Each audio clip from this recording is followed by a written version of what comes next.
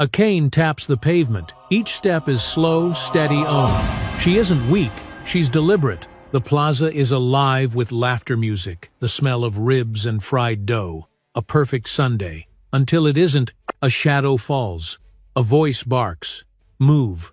She turns slightly uncertain. I said move unless you're deaf too. She doesn't flinch. Just explains she's blind. Then comes the sound. A sharp crack. Her cane snapped under his boot. Gasps ripple. She kneels. Not in fear, but to find what's hers. The man walks away smirking. No shame, no badge number. He thought it was over. He thought she was alone. He didn't know her son was watching. And her son wears a badge of his own. Where are you watching from, and what time is it right now? She didn't walk fast, but Martha Cole never had to. Not in her neighborhood, not on a Sunday, not when the sun was out and the music spilled gently from the speakers strung along the lampposts like old friends humming an old tune. She held her chin high, even though she couldn't see the faces that passed her, and she tapped her white cane steadily across the brickwork of the town plaza, feeling each shallow groove, each uneven edge the way others might read street signs or scan a crowd. The breeze was soft that afternoon, carrying the scent of smoked sausage and kettle corn, and the sound of children laughing near the bounce house folded into the gospel chords floating from the community tent near the fountain. It was the town's annual Unity Festival, a celebration more symbolic than sincere, but still something people showed up for in good faith. Martha always came not because she expected inclusion, but because she believed in claiming space with her presence. "You can't erase what's willing to show up," she used to say, and she meant it. She wore her navy blue dress with the pearl buttons and her favorite yellow scarf tied neatly around her head, the edges tucked carefully to keep the wind from tugging. Her left hand held a tote bag light but steady, carrying a container of peach cobbler she'd made at dawn. Just a taste, she had whispered to herself that morning for Miss Betty's table, if she even made it out today. She walked slowly but with rhythm, each tap of her cane like punctuation in a paragraph only she could read. The plaza was wide-open paths on both sides, no rush, no obstacles. She was mid-step when the air changed, just a shift barely noticeable, the kind you don't explain but feel in your shoulders before your brain catches up. The music was still playing, but it suddenly felt farther away. A shadow moved across her face and she paused. Not afraid, not uncertain, just alert. "Excuse me, sir," she said softly, not turning her head, just slowing her breath. "I'm heading toward the gospel tent." A man's voice responded flat and clipped. "You're in the way. People are trying to walk." His tone didn't ask. It didn't suggest. It declared. Martha didn't flinch. "I'll be clear in just a moment," she said, gently tilting her cane slightly to locate the edge of the planter. "I'm almost there." Then came the pressure. A foot heavy and deliberate pressed down on the cane. A snap. Sharp, clean like dry wood in a winter fire. Gasps fluttered across the plaza, soft and scattered.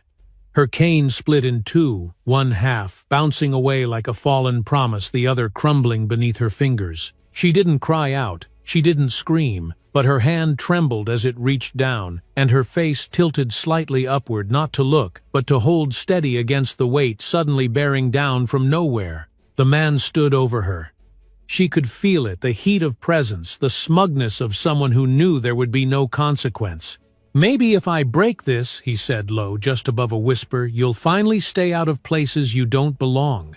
There was movement nearby. Shoes, scuffing a stroller, being turned a folding chair, creaking as someone shifted uncomfortably. No one spoke. No one stepped in. Not yet. Martha knelt slowly, her knees stiff, her hand brushing the concrete until it found the jagged edge of what used to be her direction, her freedom. She held it gently, as if it were bone. Her breath was steady, but inside, something old and familiar stirred a tired ache she had buried long ago, the kind that doesn't scream but presses against the ribs from the inside out. She had always known her dignity was conditional in public space. She just hadn't expected it to be stomped on so literally, so publicly on a day meant for joy. The officer walked off without another word, his boots thudding away like punctuation marks in a story he thought he'd already finished.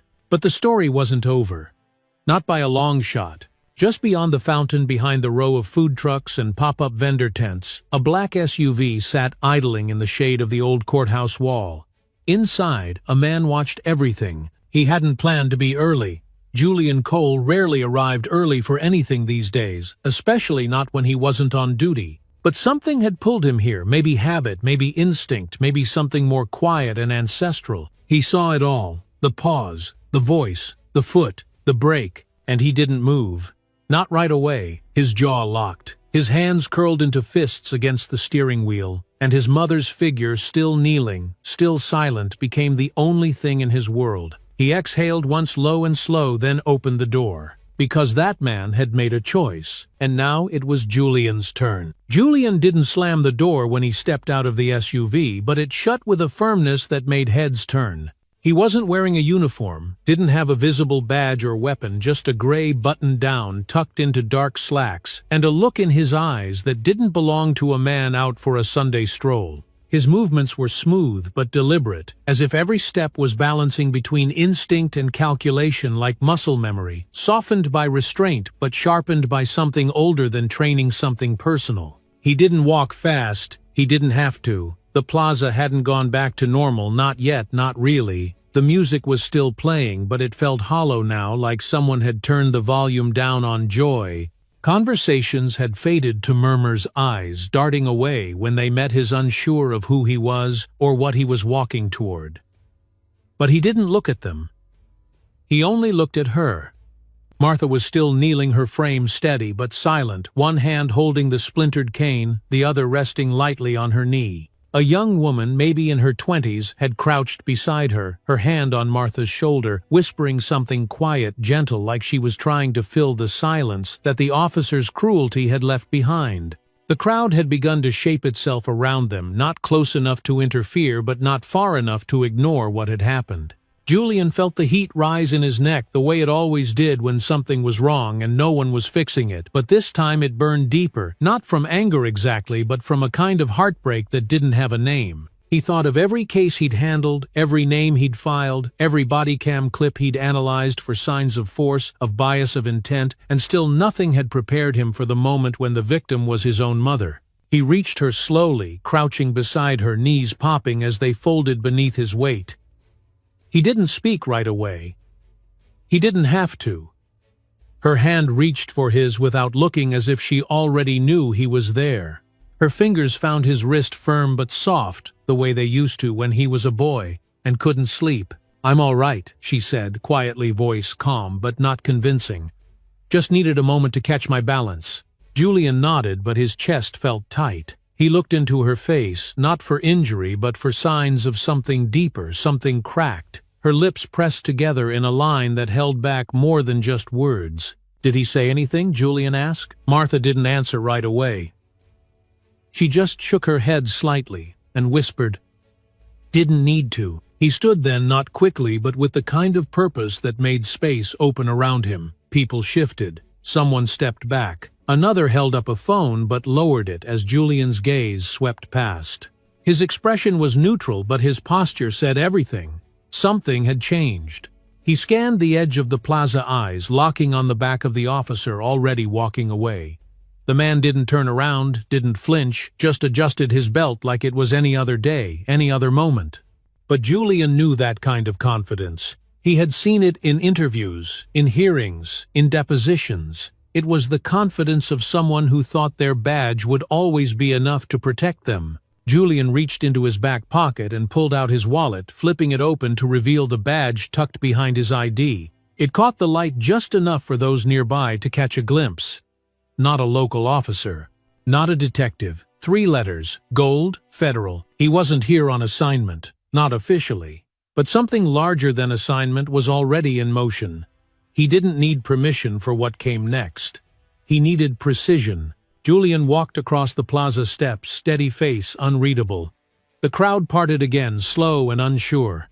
Even the air felt heavier, like it knew something irreversible had just begun. When he reached the officer, he didn't raise his voice. "I need your badge number," he said, plainly loud enough to carry but quiet enough to cut. The officer, Carlyle, his nameplate read, turned with mild irritation, clearly expecting another complaint, maybe from a vendor or an overly concerned parent. He looked Julian up and down, smirked. "Who the hell are you supposed to be?" Julian didn't flinch. He held up the badge. There was a shift in the officer's face, small but telling. The smirk softened into a blink. The eyes narrowed, recalculated. FBI. Julian didn't give him time to speak. You assaulted a disabled civilian without cause in front of a crowd. That's not just misconduct. That's a federal civil rights violation. The silence that followed didn't belong to either of them. It belonged to the crowd, to the air, to the moment itself. Back across the plaza, Martha had risen to her feet with help. She didn't call out. She didn't intervene. But her face had shifted just slightly. Something in her had straightened. Julian's voice dropped again, low and firm. I suggest you stay right here. Statements will be taken. And trust me, you're going to want a lawyer. Carlyle didn't reply. But for the first time since the incident began, he looked uncertain. Julian turned slowly, eyes sweeping the bystanders. If you saw what happened, I need your name. We'll review video. But every witness counts. People didn't cheer. They didn't clap. But phones started rising again. And this time they weren't filming in fear. They were filming because something was finally being seen. Julian didn't blink as Officer Carlyle adjusted his stance, one hand drifting casually toward his belt, not out of fear but out of habit. The kind of move that said control mattered more than conversation, and posture could say more than words, if used the right way. But Julian had seen that kind of stance before in courtrooms and interview rooms, in grainy footage from traffic stops gone wrong, and in photographs tagged with names no longer alive to explain what happened next. He took a single step closer, not enough to provoke, just enough to ensure every word landed exactly where it needed to. His tone didn't rise, didn't sharpen. It lowered like a steel cable tightening under weight. You know what you did, he said, calmly, eyes never leaving Carlyle's. You saw a black woman walking slowly, and that was enough to decide she didn't belong. Carlyle's jaw tensed a twitch flickering just under the surface. She was blocking the walkway, he muttered, but there was no real conviction in it, just reflects the kind of response trained into men who'd been protected too long by silence and paperwork. Julian tilted his head slightly, studying him like a case file come to life. You had space on both sides. No one was impeded. She wasn't a threat. But you still stepped on her cane. That's not enforcement. That's humiliation. The silence around them grew denser, as if the plaza itself had leaned in. Somewhere behind them, a child asked a question too loud for the moment, and a parent hushed them quickly, tension trailing off like smoke in the breeze. Carlyle shrugged, trying for indifference but failing halfway through. It's not that serious. Julian exhaled slowly through his nose, the way his training had taught him when adrenaline wanted to speak before clarity did. It is to me, he said simply, because that woman is my mother. Carlyle froze, eyes narrowing, as his mind tried to rewind and piece together what he'd missed. The badge, the authority, the tone, none of it had warned him that the woman he'd tried to erase from a public space was connected to someone who could rewrite the rules of the whole room. Julian watched the realization settle in, not with satisfaction, but with the kind of quiet sadness that comes from knowing exactly how predictable some people's cruelty can be. I was in that car, he added, nodding toward the curb. I saw everything. A long breath left Carlyle's chest, and for a moment he looked unsure of which version of himself to perform, the stern officer defending policy or the man caught too far in the open with no shield to hide behind. You're out of your jurisdiction, he finally said, voice thin.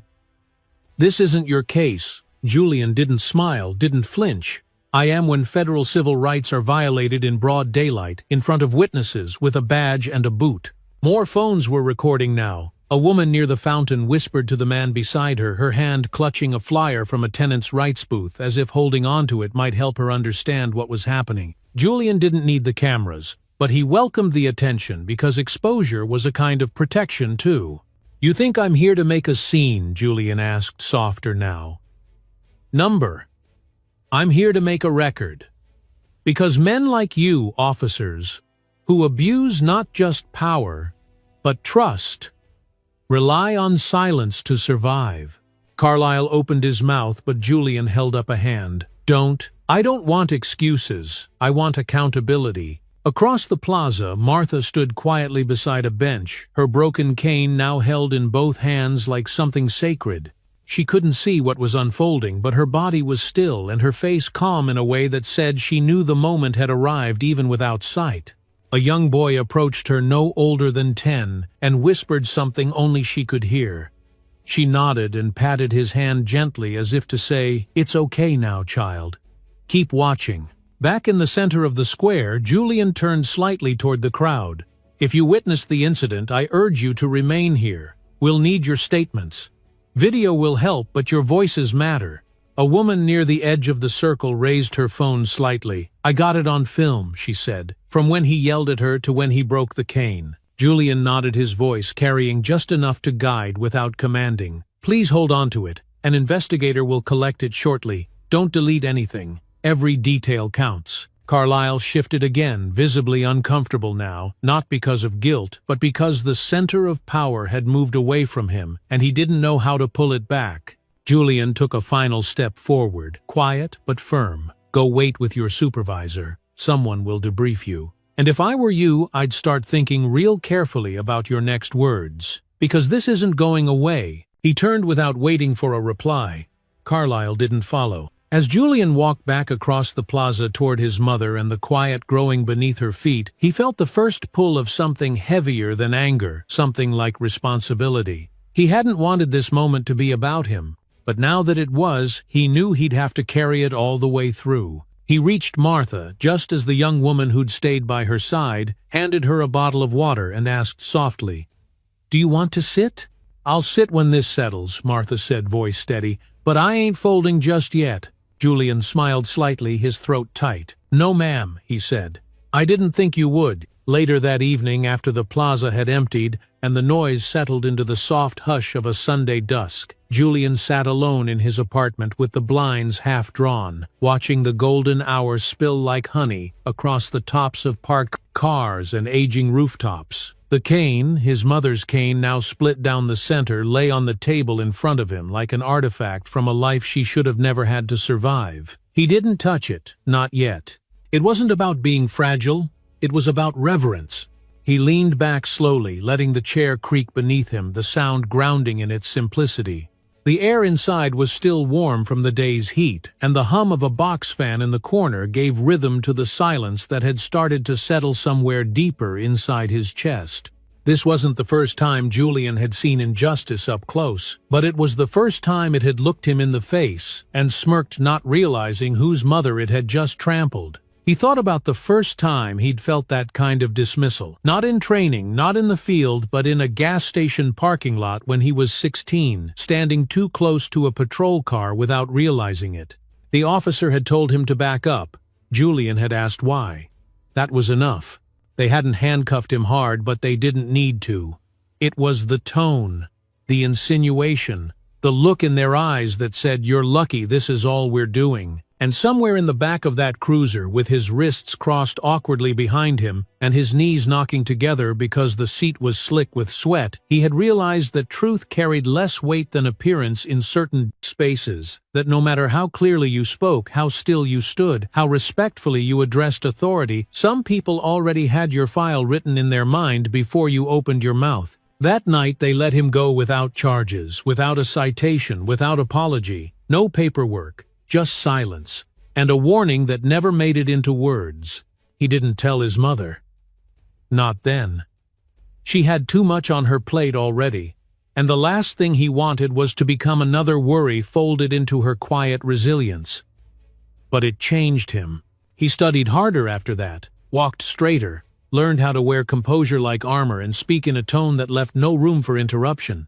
He applied to the military the moment he turned 18, not to escape, but to prove something, though at the time he couldn't say exactly to whom, maybe to himself, maybe to the world. Later, when the FBI came calling, it wasn't about ambition. It was about precision, about becoming someone whose presence made people pause for the right reasons. Someone who could walk into a room and without raising his voice make the power in it shift. Still, no matter how many cases he worked or policies he drafted, that old weight never left his shoulders completely. It wasn't bitterness, it was memory.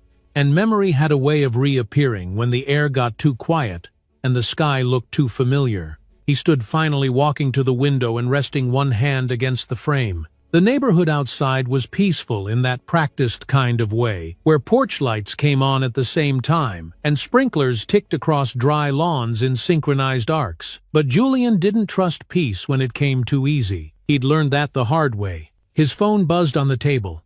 A text from Rosa Delaney, his supervisor at the bureau. "You okay? Want me to loop you out for a few days? I'll cover." He stared at the screen for a long time before typing number. "I'm staying on it. I need to." She replied just one word. "Understood." Julian turned back to the cane and finally picked it up, holding the two pieces gently like brittle glass. The break was clean, like a fault line, exposed beneath too much pressure.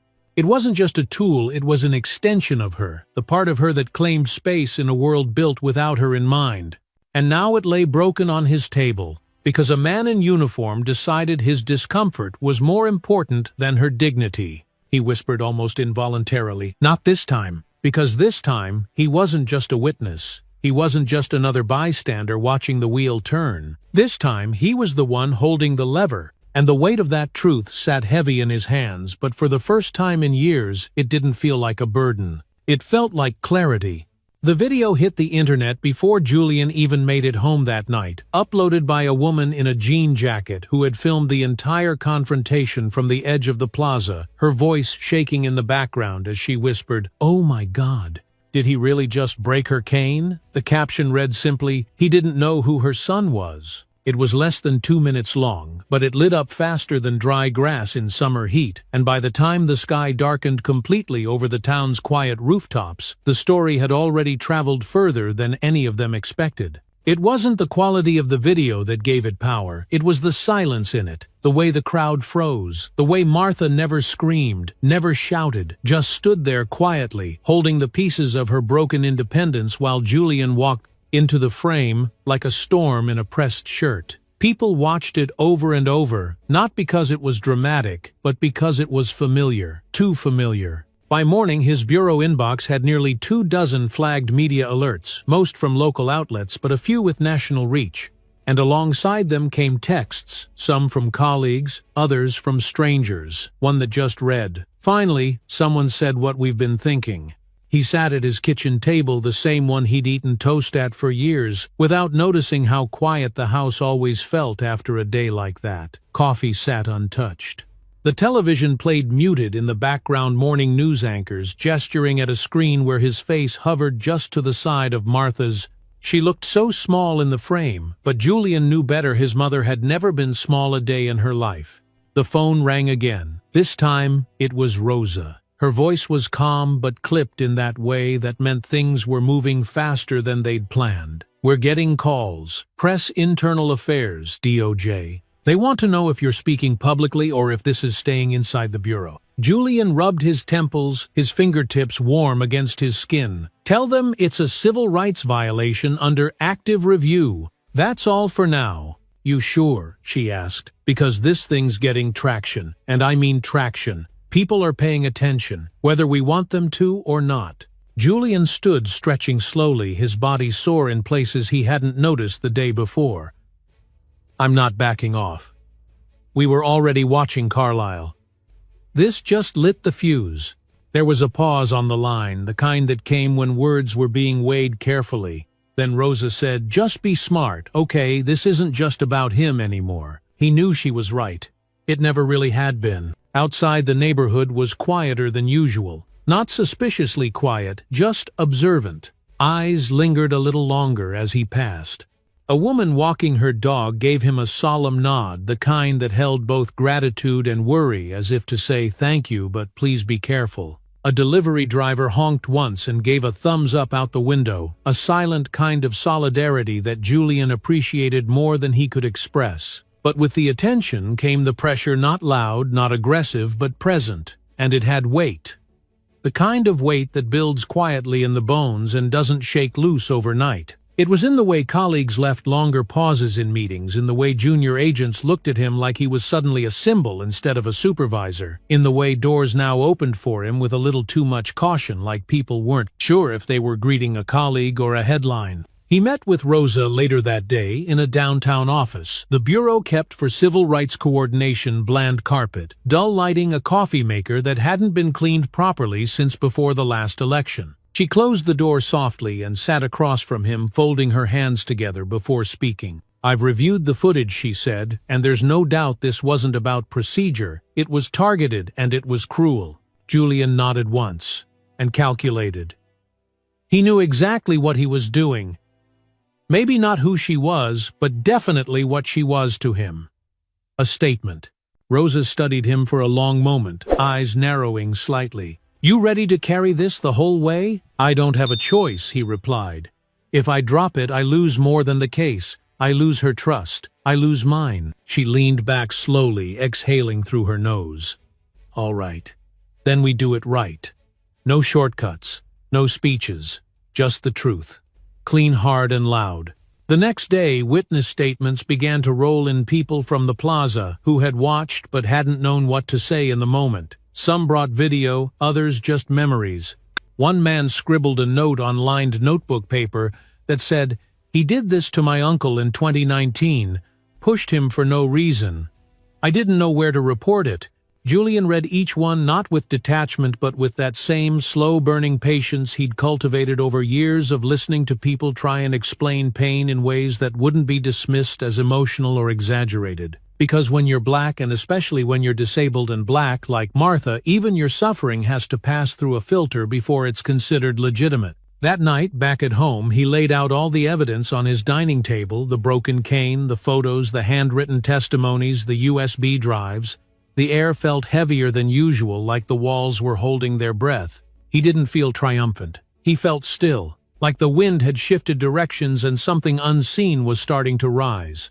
Julian never liked using the word leverage, but in his line of work there were moments when the word chose you, when the facts you held began to weigh differently in your hands, not because they changed, but because the world around them suddenly tilted, exposing truths that had been buried under bureaucracy and silence. And now, as he sat in a quiet office inside the federal building's civil rights unit, he felt that tilt happening, slow and seismic, like something shifting beneath the surface, unseen but unstoppable. The lights buzzed softly overhead, and the scent of old paper, burnt coffee, and too many hours mixed into the still air like memory.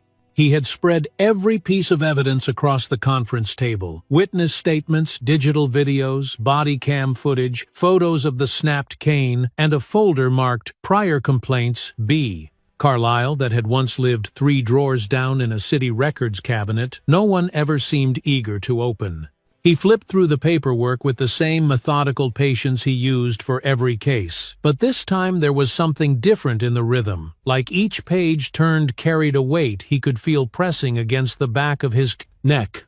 There were names he didn't recognize, dates that didn't make sense, and incident numbers that led to reports, barely 2 paragraphs long, formality dressed up as accountability, the kind of half-effort that pretends to see, but only to look away faster. Then came the email, unmarked, unsigned, just a subject line that read, "There's more, you're not wrong." Attached was a zip folder, no explanation, no threat, just video files, internal footage, some grainy, some from dash cams, some clearly taken off record. He hesitated for a beat, scanned it through bureau security software, then opened the files one by one. And with each clip, something inside him hardened, not with rage, but with clarity. Carlisle had been at this for years. It wasn't just an attitude or a bad temper. It was a pattern. A deliberate, quiet campaign of control, stepping too close to young black men during routine stops, raising his voice only when no one else could hear, using body language like a weapon, more effective than any firearm. One clip showed him yanking a teenager's backpack without cause. Another shoving a man into the hood of a car during a traffic stop, his voice low but cold. "You think I care who you call?" Julian leaned back in his chair, rubbing his forehead, the skin warm beneath his palm, his eyes burning not from exhaustion but from knowing. Knowing this wasn't isolated. Knowing this wasn't a single man's corruption but a system's accommodation. He knew the next step couldn't be made alone. That evening, as the sun dipped below the skyline, casting long shadows across the pavement, like tired arms stretching home, a knock came at his office door. Not loud, not hesitant. Just 2 slow taps followed by silence. He opened the door to find a man he didn't recognize, at first older, maybe in his 60s, wearing a weathered windbreaker and scuffed work boots with a jaw set like someone who'd waited too long to speak. "You're Agent Cole?" the man asked, his voice quiet but firm. Julian nodded. The man didn't offer his name, just stepped inside and closed the door behind him. "I worked with Carlisle for 10 years, he said, not sitting down, just standing there, hands in his jacket pockets, shoulders tight with something he hadn't let out yet. They'll never put it in writing, but people knew. They just didn't want to be the one to say it. Julian watched him carefully, not rushing, letting the man carry his own words to the surface. "He didn't shout slurs, if that's what you're looking for," the man continued. "He was smarter than that. He liked the moment of hesitation, liked watching people flinch when they weren't sure what he'd do next." Julian nodded slowly. "You're not the only one who's reached out." The man pulled a thumb drive from his coat pocket and set it gently on the edge of the desk like it might break if dropped. "That's from the locker room cameras. Not supposed to exist. Not all of it is clear, but there's enough.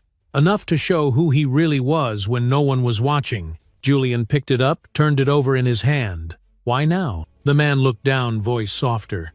"Because what he did to your mother, that wasn't a mistake. That was a message. And he's been sending it for years." When the man left, Julian sat in the stillness for a long time before plugging the drive in. The screen flickered, loaded, and then played.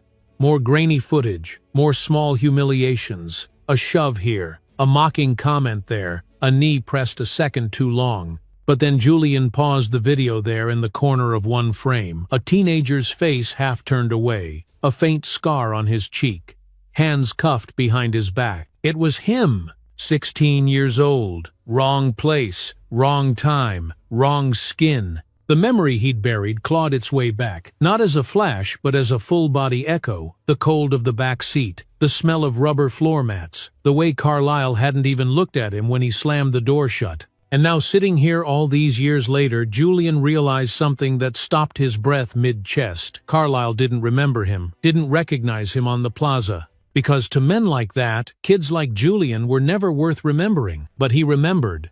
He remembered every second. And now he had everything he needed to make the remembering matter. The hearing room wasn't grand, but it held a weight that made every movement feel louder, every breath more deliberate. The walls were paneled with wood, stained darker than memory, and the chairs, lined in muted gray fabric, creaked under the tension that filled the space like a storm about to break. Outside, the air was crisp and clouded with anticipation, but inside it was quiet in that heavy kind of way, the kind of silence that comes not from peace, but from preparation. Julian sat at the front table, his binder opened neatly before him, pages marked with small adhesive tabs in red and yellow. He didn't fidget. He didn't adjust his tie. He just sat there, hands folded loosely, eyes forward, jaw set in that quiet way people have when they know what's coming is long overdue. Behind him, the room had filled quickly, reporters in the back row, city officials beside community advocates, a few familiar faces from the plaza sitting shoulder to shoulder with others who'd seen the video and come not to speak but witness. Carlisle entered through a side door with 2 attorneys at his flank. No badge, this time no uniform, just a navy blue suit that didn't sit quite right on his frame. He walked with the careful posture of a man told to be calm but not soft, and when his eyes swept the room they landed on Julian for a moment longer than expected. But Julian didn't look away. The presiding officer, a woman in her 50s with wire-rimmed glasses, and a voice that didn't rise, even when the room did begin with formality. This hearing is now in session for the purpose of addressing the complaint against Officer Brent Carlisle regarding an incident involving excessive force used against a disabled civilian. Her tone was steady, but her eyes had seen this kind of file before too many times, not enough resolutions. The first part of the hearing was procedural acknowledgement of service, legal representation, confirmed complaint entered into the record. Julian sat still through it all, his heartbeat calm but present like the rhythm of footsteps on a hallway floor where you know something is waiting at the end. Then came the part that made the room hold its breath. Agent Julian Cole, the moderator, said, "You may proceed." He stood slowly, not for effect, but for intention. There was no microphone needed, but his voice carried in the way. Truth sometimes does clear, even stripped of theater. What happened at the plaza wasn't an accident. It wasn't a misunderstanding. It was a deliberate act of degradation, committed under color of authority, against a blind woman simply walking home.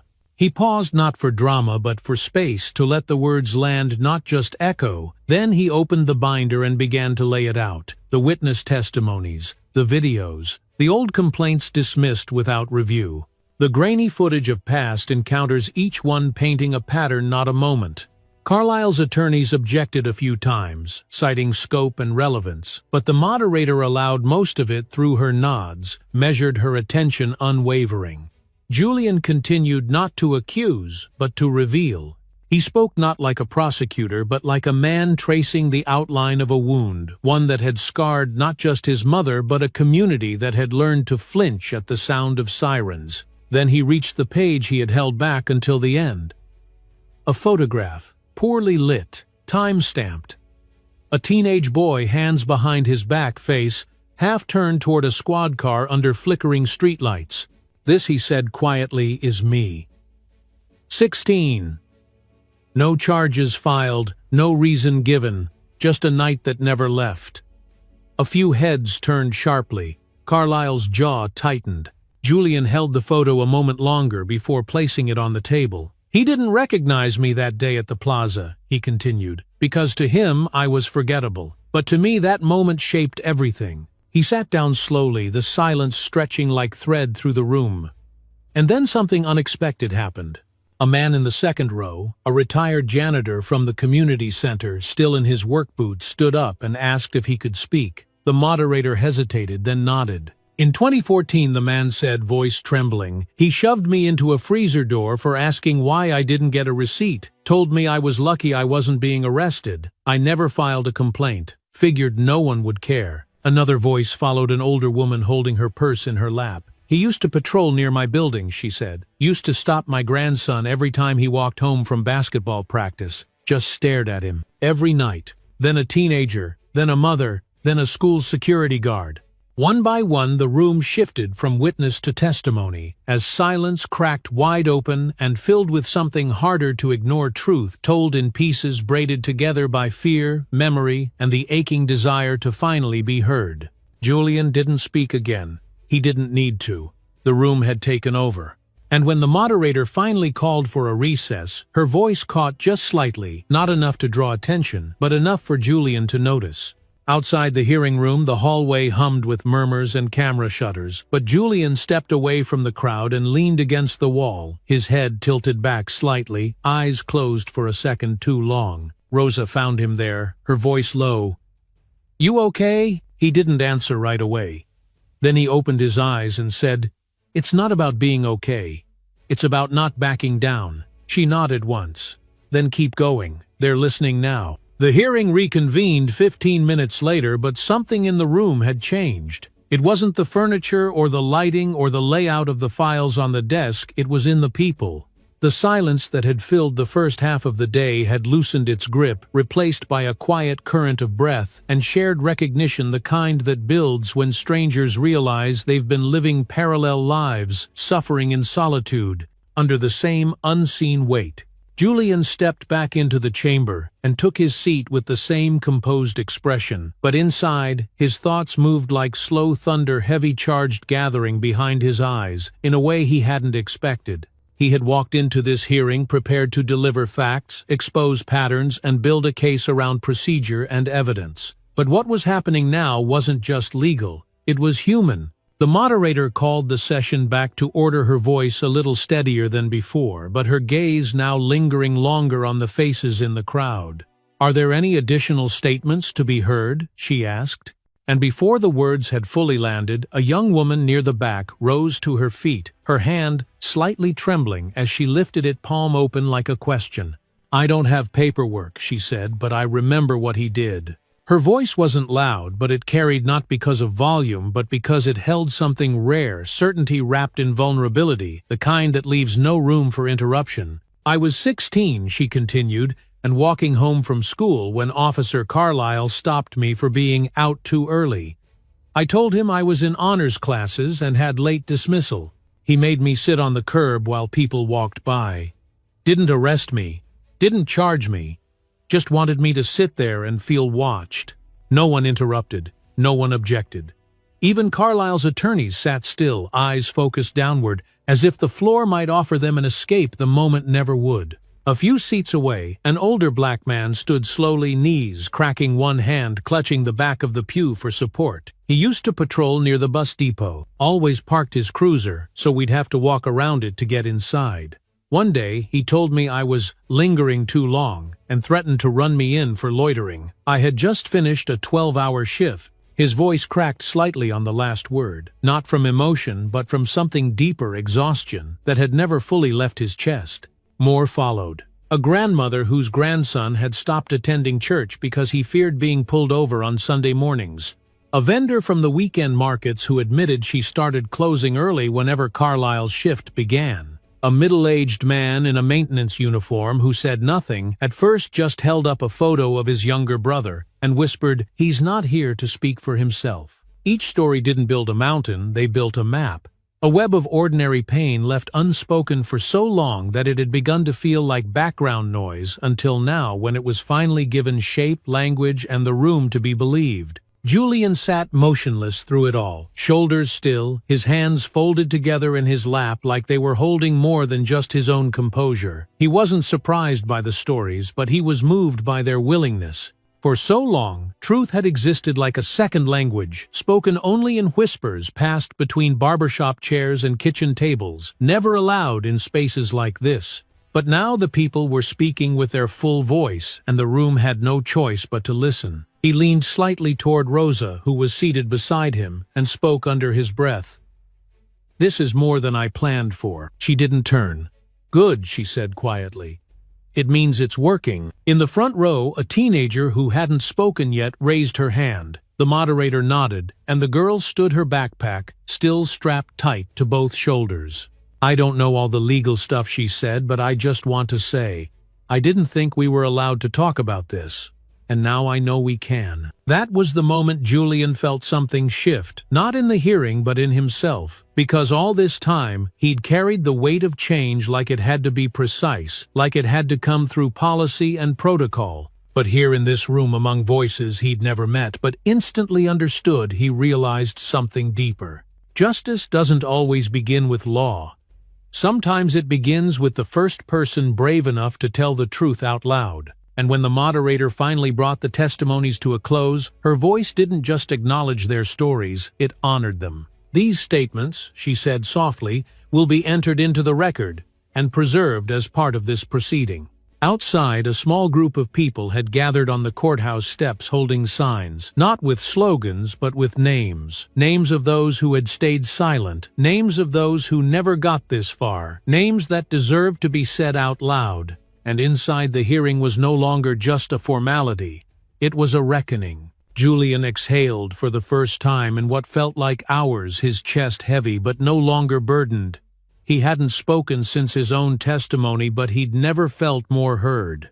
The room had begun to settle again after the wave of community testimony, though the air still carried the heat of what had been spoken like the echo of a fire that hadn't yet cooled. Faces were softer now, less guarded, some of them still red around the eyes, others tight with the kind of emotion that hides behind control. But no one had left their seat, no one had checked out. The story had taken hold of them, and they weren't ready to look away. Julian sat quietly, fingers interlocked in his lap eyes, resting on a spot just beyond the moderator's desk. Not because he was unfocused, but because he was choosing the exact weight of the moment to come. The evidence he was about to introduce wasn't just a file or a number or another dusty piece of misconduct documentation. It was something living, something raw, something that couldn't be denied no matter how tightly someone tried to spin it.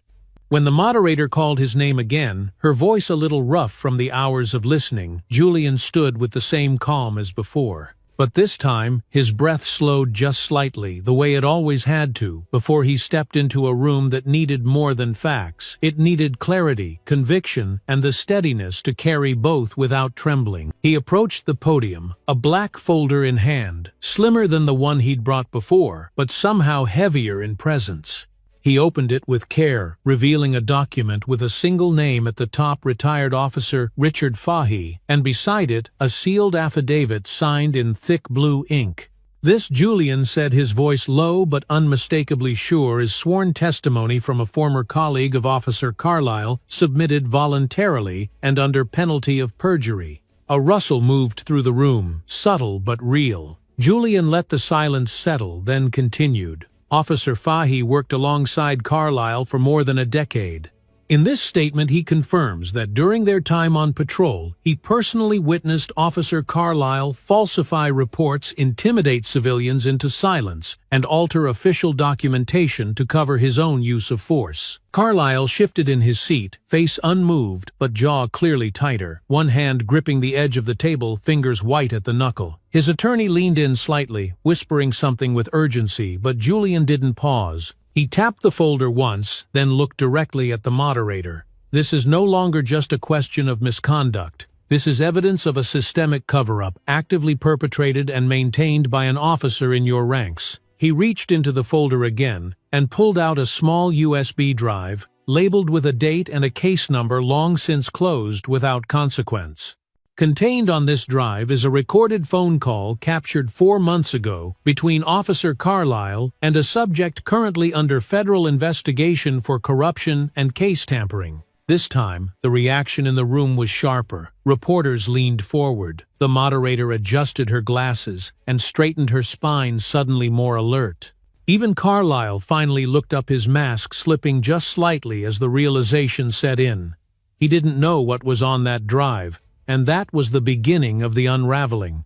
Julian continued, his tone still measured but no longer clinical. In the recording, Officer Carlyle references an incident involving injury to a civilian, described as, quote, nothing that can't be cleaned up. He also states, and I quote again, they'll bury it like they always do. I've got people upstairs who take care of this stuff. He turned back to the crowd, not with performance but with a quiet insistence that what they were hearing wasn't just scandal, it was betrayal. That victim, Julian said, voice lower now, was a 17-year-old who now walks with a permanent limp. He never got his day in court. His case disappeared. From the back of the room, someone gasped audibly. A few people murmured.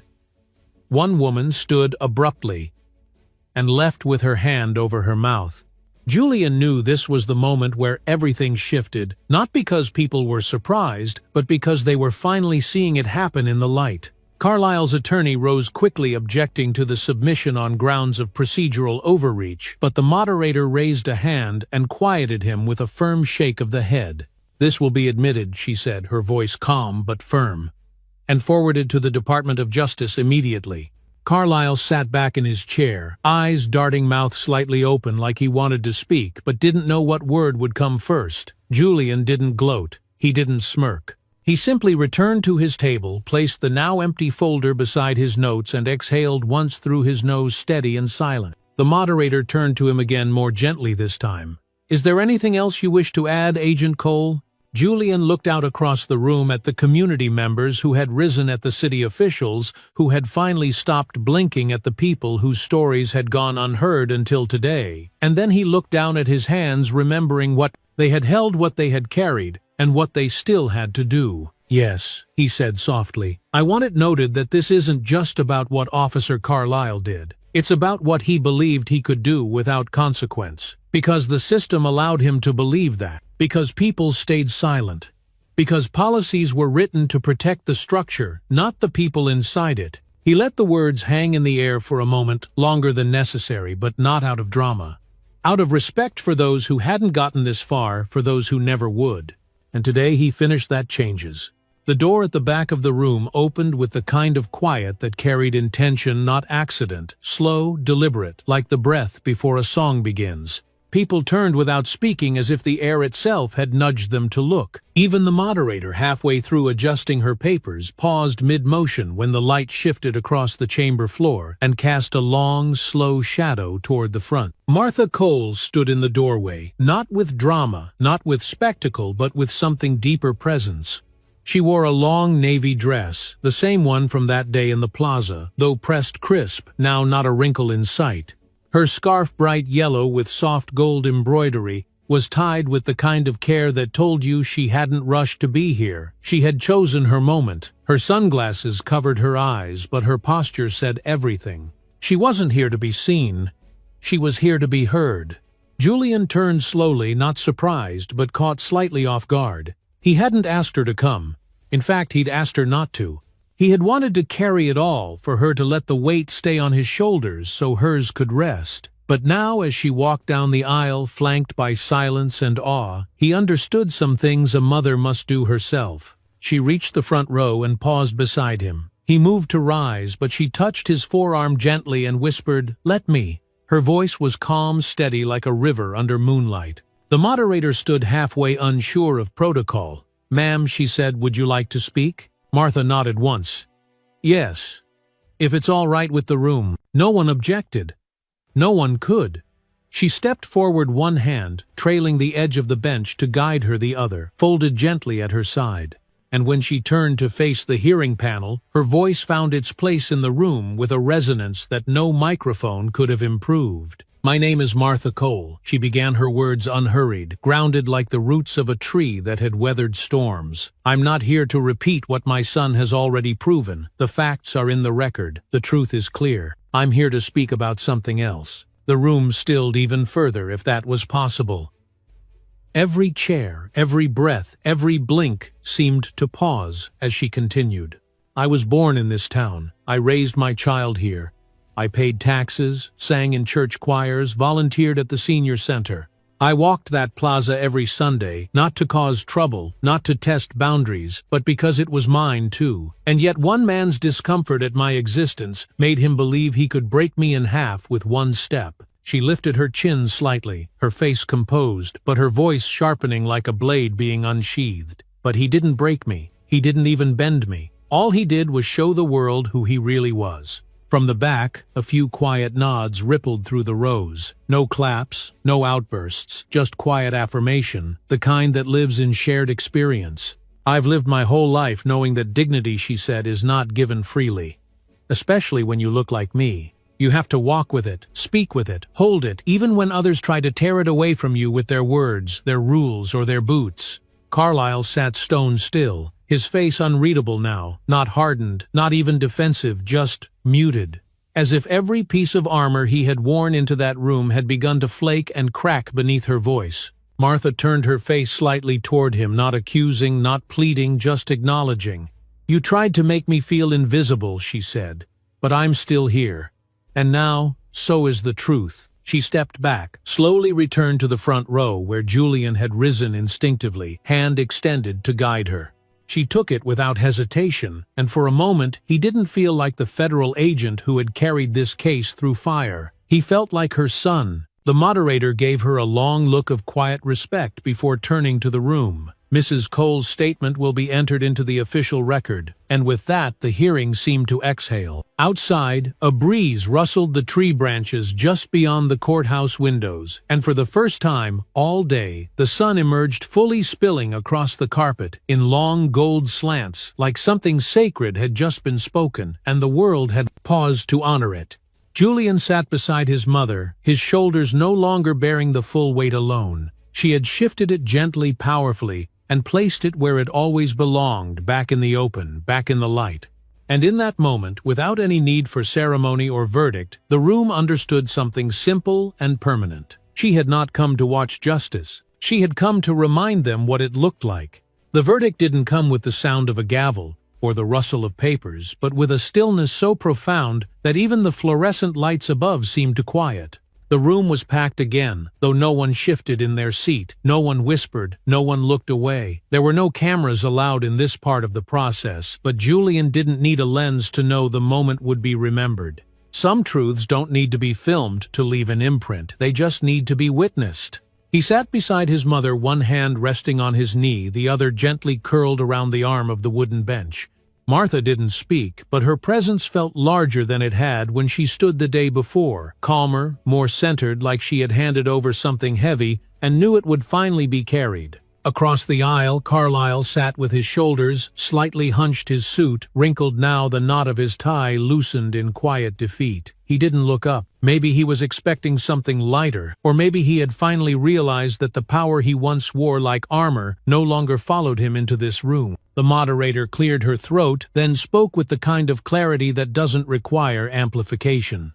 After review of the submitted testimony, corroborating evidence and witness statements, this committee finds Officer Brent Carlyle guilty of excessive force pattern misconduct and civil rights violations under federal jurisdiction. There was no applause, no reaction from the crowd, just silence, thick and deliberate, the kind that made you feel every syllable as it landed. Julian let out a breath he hadn't known he was holding, slow and almost soundless. Not relief exactly, and not triumph either. It was something else, something quieter, something closer to release. Carlyle shifted in his seat, jaw twitching slightly, eyes still fixed on the floor. His attorney leaned in and whispered something, but he didn't respond. The moderator continued. Per protocol, a referral has been submitted to the Department of Justice for criminal indictment. Officer Carlyle is hereby suspended without pay pending federal proceedings. That was it. No fireworks, no spectacle, just the end of a chapter that had been written in silence for too long. The kind of justice that didn't roar, it arrived on paper, firm and final, like the turning of a key in a long-locked door. Julian stood when the room adjourned slowly, his body carrying the exhaustion of weeks, maybe years of effort.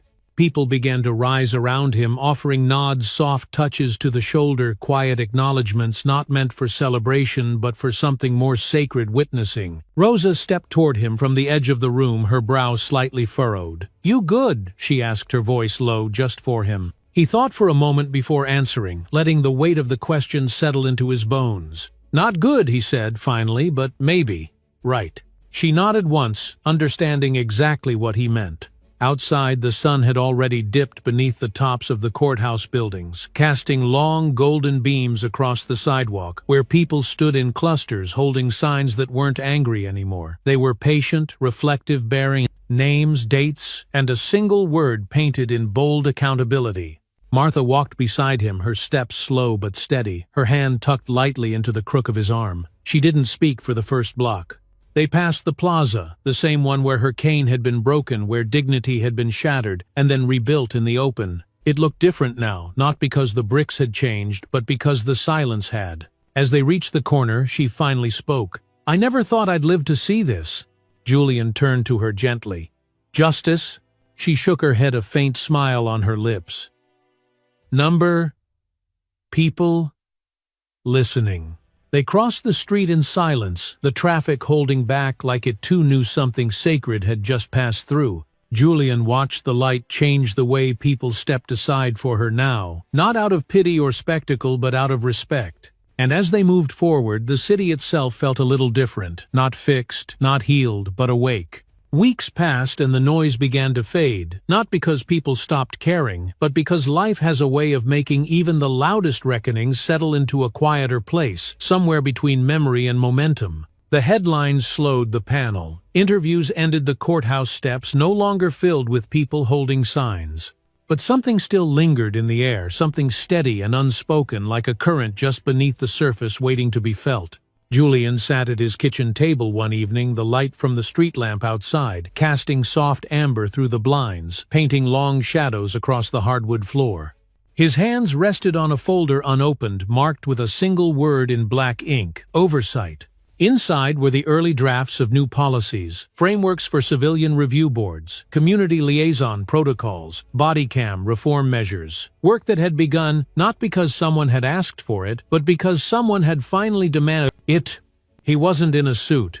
He wasn't preparing a speech. He was just sitting in his home, bare feet on the cool floor, listening to the gentle hum of the refrigerator and the sound of distant cars moving through the night like slow thoughts. Martha was in the next room humming softly to a song on the radio, something old and soulful, something that made the walls feel warmer. Julian closed his eyes for a moment, letting the music wash through him, letting the stillness do what it does best, remind you of everything you carried to get here. Earlier that afternoon, he'd stopped by the newly renamed Cole Plaza. There were no ceremonies, no crowds. Just a bronze plaque near the bench, where his mother used to rest, etched with a single sentence. "This space belongs to everyone. Let dignity walk freely here." The city had added more lights, widened the walkways, planted 2 new trees near the food truck lanes. Simple changes, but necessary. And in that simplicity there was meaning, a kind of quiet justice, not written in court documents but in concrete and sunlight. He had stood there for a while, hands in his pockets, watching kids play near the fountain, their laughter loud and unafraid. One of the vendors he recognized from before waved at him with a grin and shouted, "You know, they started calling this the plaza that pushed back." Julian smiled back, not with pride, but with something more grounded acknowledgement. He didn't need credit.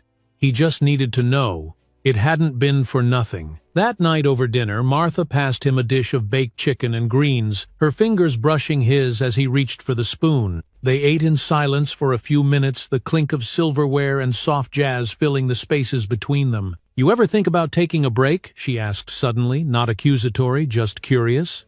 Julian chewed thoughtfully, then shrugged. "Sometimes. But breaks don't come easy when the work never really stops." She nodded, folding her napkin with practiced care. "True, but even rivers need still banks to keep flowing straight." He looked at her then, seeing not just his mother, but the woman who had weathered decades of invisible battles and never asked for applause. "You sound like you've been saving that line," he said with a half-smile. "I have," she replied, smiling back. "But I was waiting for the day you'd actually listen." They both laughed, low and tired, but real, the kind of laughter that tastes like healing. Later that evening, as she turned in for the night, Julian stepped out onto the porch, coffee in hand, letting the night air wrap around him like a worn coat.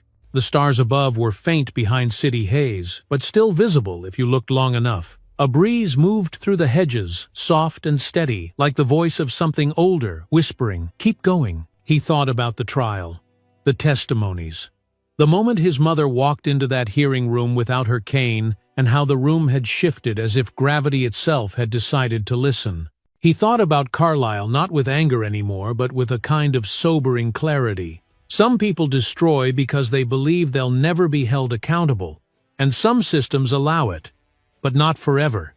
Julian knew the road ahead would still be hard. Policies didn't change hearts overnight. Laws didn't erase histories. But what had begun was more than justice. It was a correction. A recalibration of what the city believed it could ignore. And now no one could unsee what had been revealed. As he finished his coffee, he looked toward the quiet street and whispered, not to anyone in particular, "We're not done, but we're not invisible either."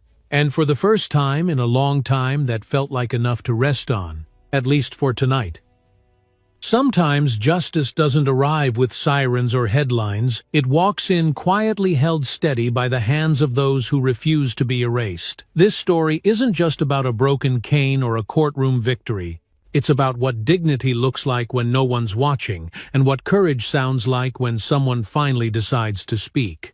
If you've lived long enough, you know how heavy silence can be. You know what it means to hold your head high even when the world tries to make you feel small. Martha Cole reminded us that strength isn't in shouting the loudest, it's in standing your ground with grace.